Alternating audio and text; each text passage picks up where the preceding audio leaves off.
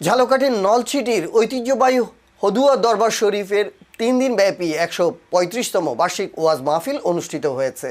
সোমবার 16 ফেব্রুয়ারি দরবার শরীফ প্রাঙ্গণে শুরু হওয়া মাহফিল 18 ফেব্রুয়ারি বুধবার আখিরি মুনাজাতের মধ্য দিয়ে শেষ হয়।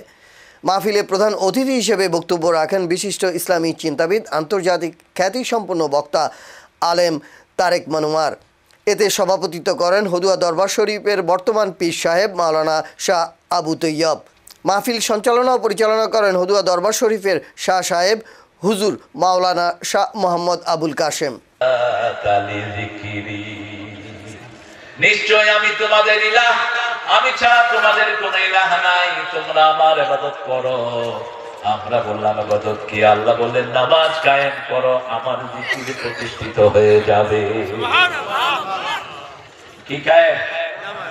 জিকিরের চেয়ে বড় কোন ইবাদত নেই।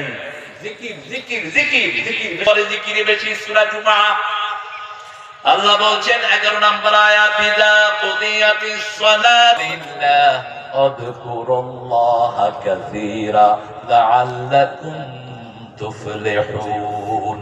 যখন নামাজ শেষ হয়ে যায় বেরিয়ে যাও মসজিদ থেকে, আল্লাহর করুণা তালাশ করো, জিকির বেশি করে করো। কে বলছেন? মসজিদের ভিতরে বেশি জিকির নয়, মসজিদের ডান পাশে বাম পাশে সামনে পিছে সব মুমিন। সব কি? মুমিন। কিন্তু মসজিদের বাইরে এক পাশে আমার হিন্দু ভাই থাকতে পারে, আরেক পাশে বেনামাজি, আরেক পাশে